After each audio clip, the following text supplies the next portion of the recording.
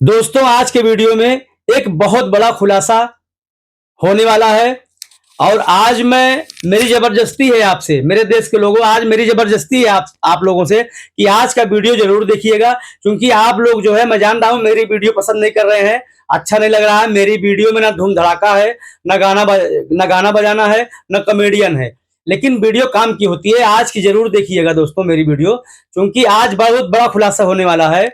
बैनामा घर यानी कि रजिस्ट्री ऑफिस में कमीशन खोर लुटेरों का अड्डा बन चुका है।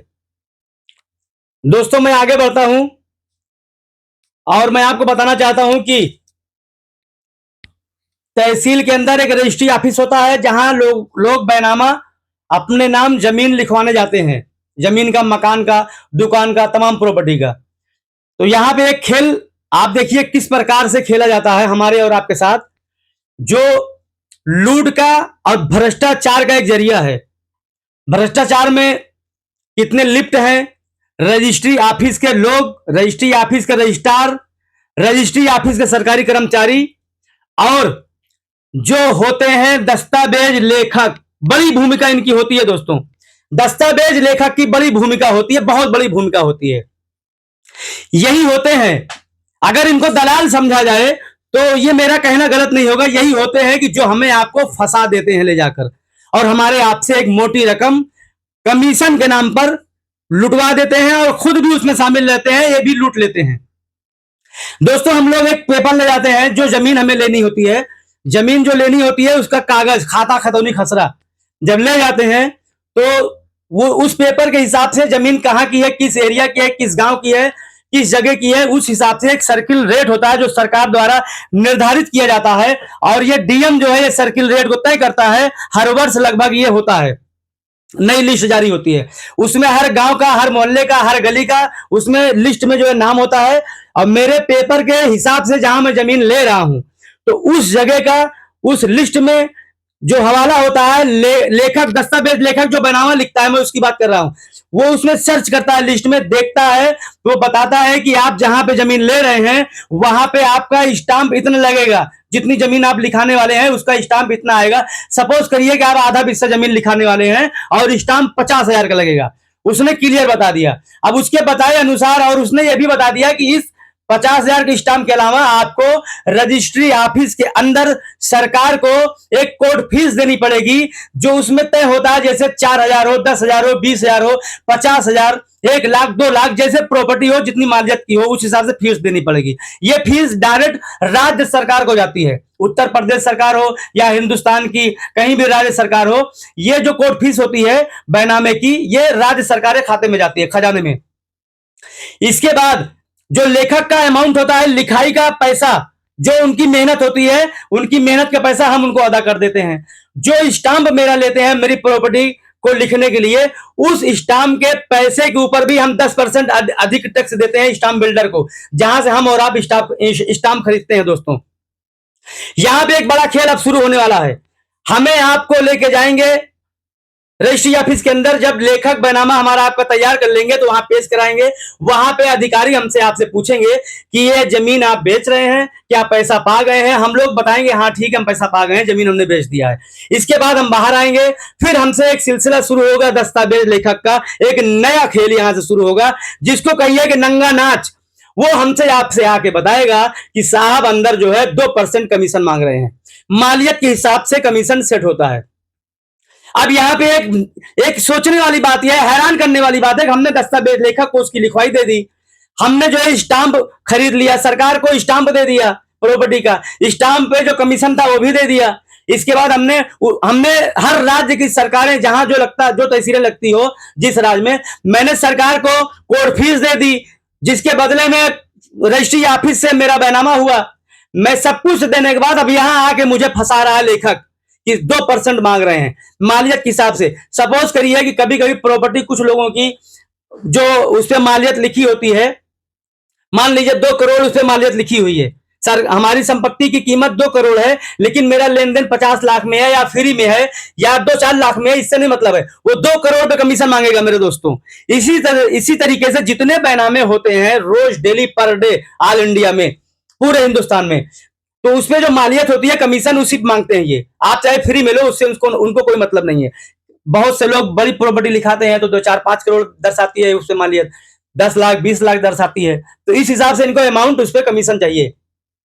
हम और आप अब यहाँ फंस गए। फंस जाने के बाद हम और आप लेखक से विनती रिक्वेस्ट करते हैं कि ये क्या कर दिया भाई, ये क्या होगा, हमने सब कुछ तो दे दिया, जो आपने कहा जहां जहां लगना था मैंने सारी चीजें दे दी, अब ये क्या मसला है। लेखक हमको आके बताएगा कि अगर आपने ये 2% का कमीशन नहीं दिया साहब को, रजिस्ट्रार को या रजिस्ट्रार कर्मचारियों को, तो रजिस्ट्रार साहब कह रहे हैं कि आपका जो बैनामा लिखा हुआ है, इस बैनामे में आपने स्टाम्प 2 लाख का, 4 लाख का, 5 लाख का कम दिया हुआ है, और फिर आपको 4 5 लाख का, 2 लाख का, 3 लाख का जैसे बैनामा हो, 20 लाख का इतना स्टाम्प आपको और देना पड़ेगा अगर आपने कमीशन नहीं दिया तो। यदि आप 5 लाख रुपए बचाना चाहते हैं स्टाम्प का, तो आपको 1 लाख रुपए कमीशन देना ही पड़ेगा।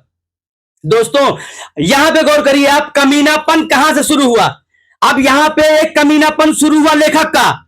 दस्तावेज लेखक ने जब जो लिस्ट होती है सर्किल रेट की, जब उसको देखा था, उस लिस्ट से उस लिस्ट में जो हमारे एरिया का रेट तय था, जो उसमें लिखा हुआ था, जो जमीन मैं लेने जा रहा हूं उसका स्टाम्प उसमें जो है दर्शाया गया था कि इतने का स्टाम्प शुल्क हमें देना पड़ेगा। तो फिर ये मक्कारी दस्तावेज लेखक की देखिए कैसे शुरू हो गई कि जब मैंने उसके कहे अनुसार जितना उसने कहा मैंने उतना स्टाम्प लगा दिया। तो अब रजिस्ट्री ऑफिस के अंदर भी वही लिस्ट होती है, उनके पास भी वही लिस्ट रखी होती है। मैं जब बैनामा मेरा वो पेश कराते हैं अंदर, तो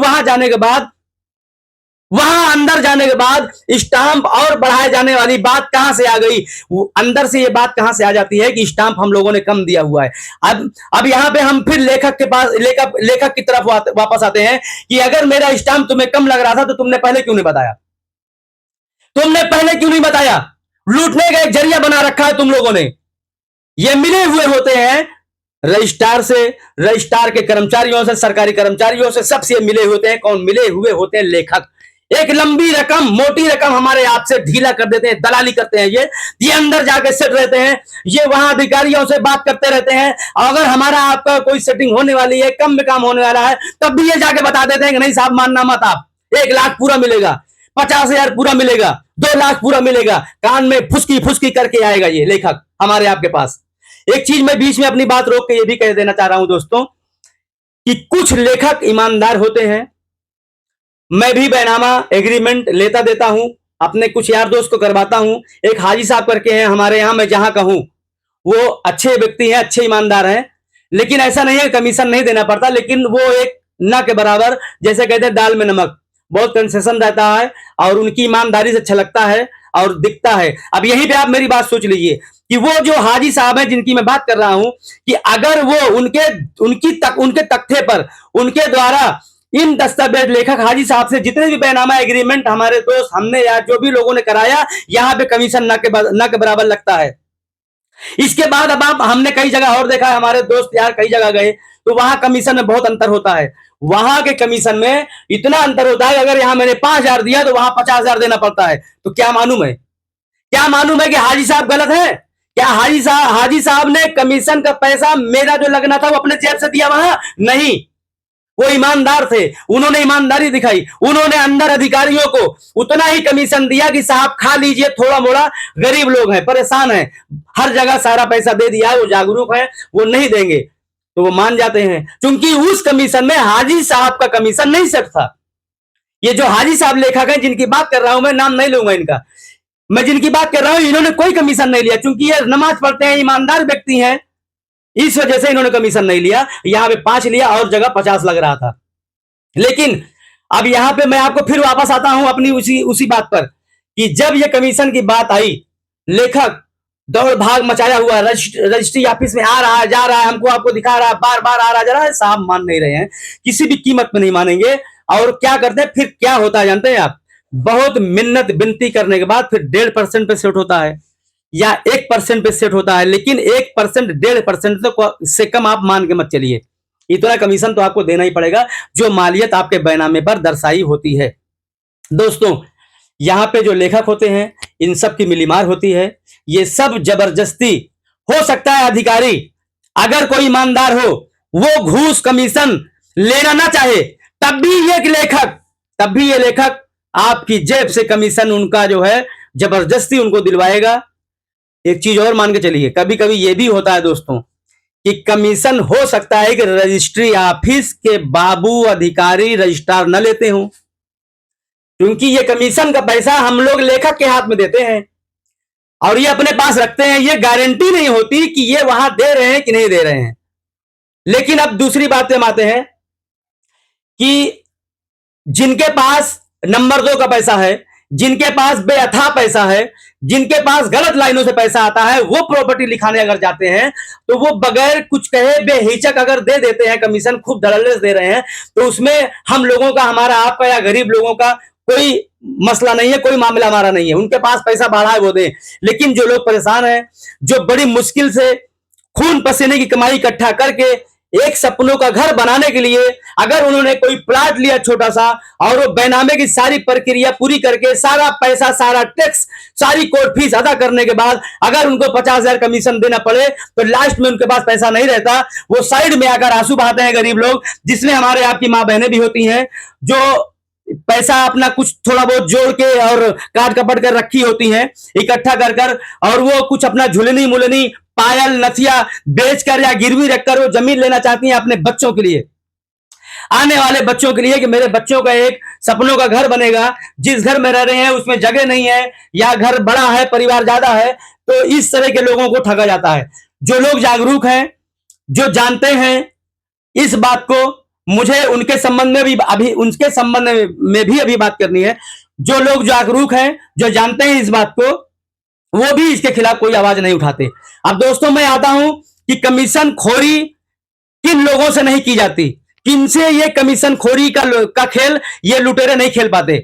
अब देखिए यहां पर बहुत गौर करने की बात है आप लोगों को मेरे दोस्तों, कि यदि ये कमीशन खोरी सही है, यदि वो स्टांप जो बता रहा है अधिकारी की स्टांप मैं और लगा दूंगा, आपको बढ़ाना पड़ेगा स्टांप, अगर ये बात सही है तो इन लोगों के साथ ऐसा क्यों नहीं होता। देखिए वकील, एडवोकेट जो होता है, जब ये बैनामा लिखाएगा तो इसको कमीशन रजिस्ट्री ऑफिस में नहीं देना पड़ता। सरकारी कर्मचारी कोई अधिकारी बैनामा लिखाएगा तो इसको भी कमीशन रजिस्ट्री ऑफिस में बैनामे का कमीशन अलग से नहीं देना पड़ेगा। पुलिस वाला अगर लिखाएगा बैनामा तो इसको भी रजिस्ट्री ऑफिस में कमीशन नहीं देना पड़ेगा।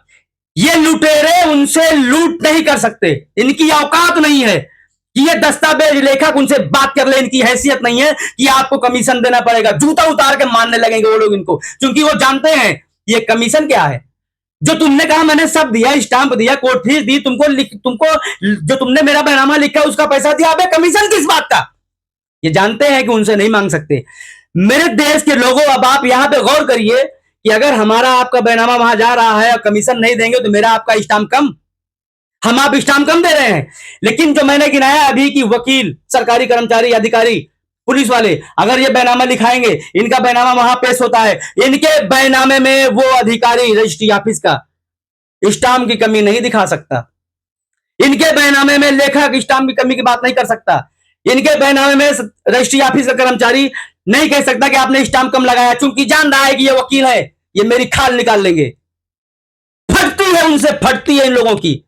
उन लोग जैसे कहा ना, अधिकारी, पुलिस वाले, वकील, अच्छा वो लोग भी कहते हैं मेरा काम हो गया, मुझसे क्या मतलब, मेरा बैनामा लिख उठा। लेकिन जानते सब है कि तमाम लोगों से जो लोग जागरूक नहीं है, जो लोग मजबूर हैं, असहाय हैं, परेशान हैं, यहाँ आके फंस जाते हैं, उनसे इस तरह का खेल खेला जाता है, जबरदस्ती का कमीशन खोरी किया जाता है। लेकिन कोई आवाज नहीं उठाता। वो कहते हैं अपना काम बनता, भाड़ में जाए जनता, मेरा हो गया, मुझे अपने से मतलब है। इस पे कोई आवाज नहीं उठाता।